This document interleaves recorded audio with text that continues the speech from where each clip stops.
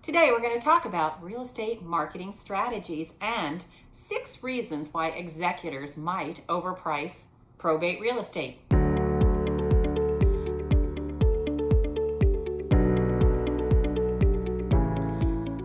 Hi, I'm Kim Ward. Welcome back to my channel. I am a real estate broker in San Diego, California, and an expert at helping executors, administrators, and trustees with homes in probate. So let's talk about real estate marketing strategies and the 6 reasons why executors may overprice real estate here in San Diego.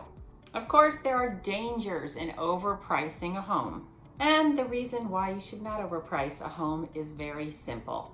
It won't sell. In addition to not selling, when you overprice a home, the odds are stacked against you.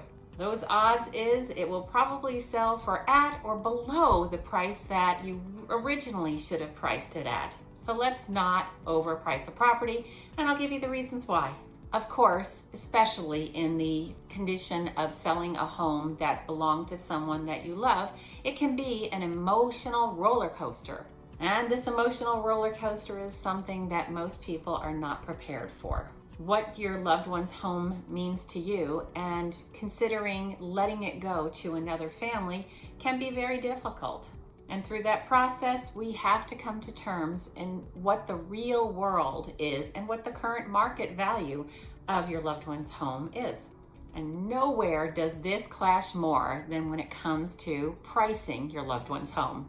Of course, you are putting your loved one's home on the market so it will sell, so that you can then work your way towards settling the state with all of the beneficiaries. This may be a given, but sometimes it surprises me that when I meet with an executor, administrator, or trustee, how they do want to go with the idea of overpricing. And I am surprised at how many people, well, there's not that many, but some people that actually miss the point of putting a house on the market is to get it to sell. And of course, everything that you do during the listing period, preparing the marketing, negotiating with buyers for a price on the home, all of that is leading to the successful sale. I mean, that is the goal, right?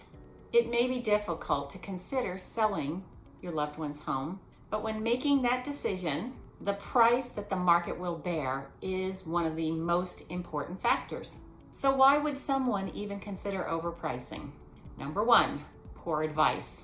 Oftentimes, a property may be overpriced because the realtor is afraid to tell you the truth. They're afraid to tell you the true value of the home.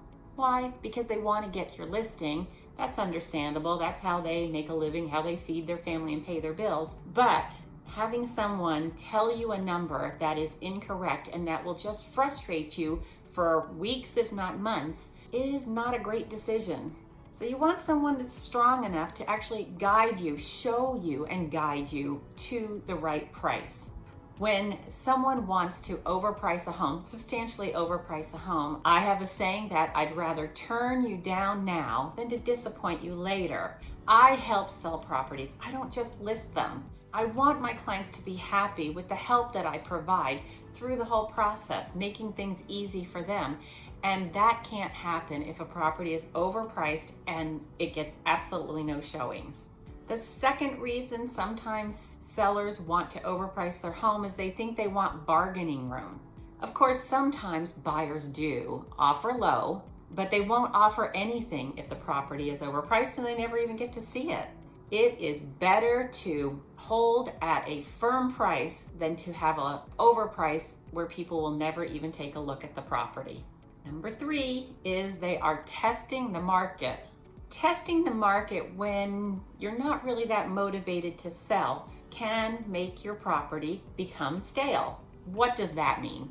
Realtors and their buyers will often overlook a property that's overpriced. So it'll sit there on the market, ticking the days away to the point where it is stale. Those realtors and buyers probably will go look at other homes that are priced correctly, or if they're still in the market, once you decide to put the price at market value, then they'll wonder what's wrong with the property. Number 4, lack of factual data. Value must be determined based on actual homes that have sold or are pending a sale within half a mile of the subject property. And of course, the best comparable properties are very similar and are properties that have sold within the last 6 months. Number 5, an over-improved property. Some of the improvements your loved one may have made were for their enjoyment, not for sale.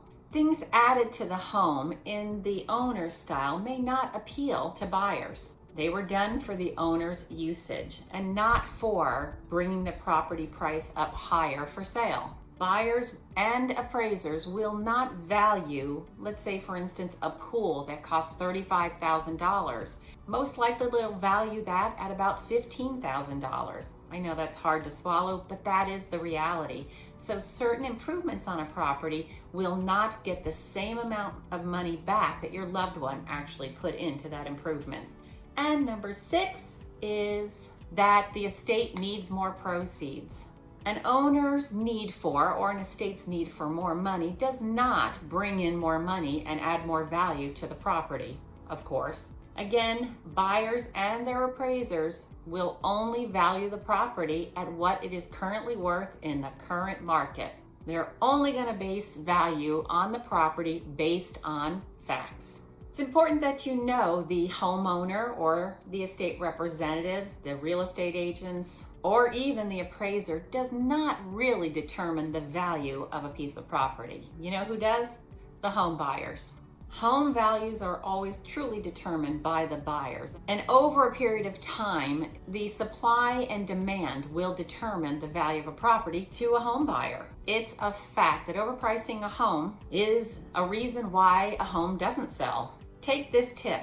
75% of a real estate value is based on the price and marketing at that particular price.